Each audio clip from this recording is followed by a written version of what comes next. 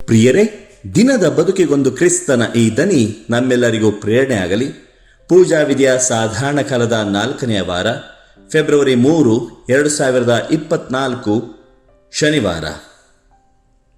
ಸಂತ ಮಾರ್ಕನು ಬರೆದ ಪವಿತ್ರ ಶುಭ ಸಂದೇಶದಿಂದ ವಾಚನ, 6ನೇ ಅಧ್ಯಾಯ 30ರಿಂದ 34ರವರೆಗಿನ ವಚನಗಳು. ಆ ಕಾಲದಲ್ಲಿ ಪ್ರೇಷಿತರು ಯೇಸುವಿನ ಬಳಿಗೆ ಹಿಂದಿರುಗಿ ಬಂದು ತಾವು ಮಾಡಿದ ಸಕಲ ಕಾರ್ಯಕಲಾಪಗಳ ಹಾಗೂ ನೀಡಿದ ಬೋಧನೆಯ ವರದಿಯನ್ನು ಒಪ್ಪಿಸಿದರು. ಜನರು ಗುಂಪು ಗುಂಪಾಗಿ ಎಡಬಿಡದೆ ಬರುತ್ತಾ ಹೋಗುತ್ತಾ ಇದ್ದುದರಿಂದ ಯೇಸುವಿಗೆ ಮತ್ತು ಅವರ ಶಿಷ್ಯರಿಗೆ ಊಟ ಮಾಡಲು ಬಿಡುವಿರಲಿಲ್ಲ. ಆದುದರಿಂದ ಯೇಸು, ಬನ್ನಿ, ಪ್ರತ್ಯೇಕವಾಗಿ ನಾವು ನಿರ್ಜನ ಪ್ರದೇಶಕ್ಕೆ ಹೋಗಿ ಸ್ವಲ್ಪ ವಿಶ್ರಮಿಸಿಕೊಂಡು ಬರೋಣ ಎಂದರು. ಅಂತೆಯೇ ಅವರೆಲ್ಲರೂ ಪ್ರತ್ಯೇಕವಾಗಿ ದೋಣಿಯನ್ನು ಹತ್ತಿ ಏಕಾಂತ ಪ್ರದೇಶಕ್ಕೆ ಹೊರಟರು.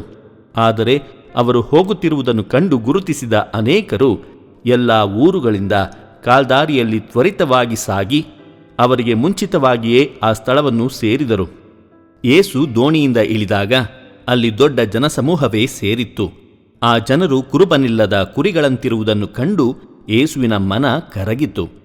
ಅನೇಕ ವಿಷಯಗಳನ್ನು ಕುರಿತು ಅವರಿಗೆ ಉಪದೇಶವಿತ್ತರು. ಪ್ರಭುವಿನ ಶುಭ ಸಂದೇಶ. ಕ್ರಿಸ್ತರೇ ನಿಮಗೆ ಸ್ತುತಿ ಸಲ್ಲಲಿ.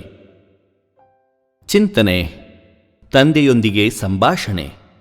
ಪ್ರಭು ಯೇಸುಕ್ರಿಸ್ತರಲ್ಲಿ ಆತ್ಮೀಯರೇ, ಶಿಷ್ಯರು ಯೇಸುವಿನ ಅಪ್ಪಣೆಯಂತೆ ಶುಭ ಸಂದೇಶವನ್ನು ಸಾರಲು ಹೊರಟಿದ್ದರು.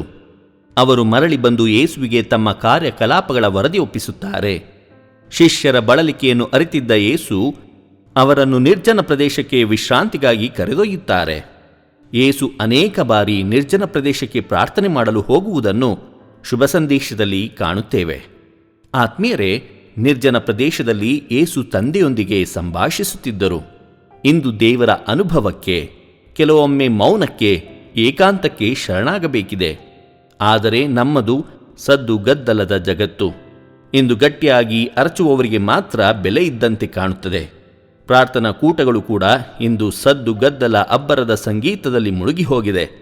ದೇವರ ಸ್ವರ ಆಲಿಸಲು ನಮಗೆ ಏಕಾಂತದ ಅವಶ್ಯಕತೆ ಇದೆ. ದೇವರು ನಮ್ಮೆಲ್ಲರನ್ನು ಆಶೀರ್ವದಿಸಲಿ. ಇದು ದನಿ ಮಾಧ್ಯಮ ಮನೆಯ ಕೊಡುಗೆ. ಧ್ವನಿ ವಂದನೆಯ ಸ್ವಾಮಿ ಶಾಂತಕುಮಾರ್ ಜೆ, ಬೆಂಗಳೂರು ಮಹಾಧರ್ಮಕ್ಷೇತ್ರ. ಪ್ರಿಯರೇ, ಈ ಚಾನೆಲ್ ಅನ್ನು ಸಬ್ಸ್ಕ್ರೈಬ್ ಮಾಡಿ ಪ್ರತಿದಿನ ದೇವರ ವಾಕ್ಯವನ್ನು ಆಲಿಸುತ್ತಾ ಅದನ್ನು ಇತರರೊಂದಿಗೆ ಹಂಚಿಕೊಳ್ಳಲು ನಮಗೆ ನೆರವಾಗಿರಿ. ಧನ್ಯವಾದಗಳು.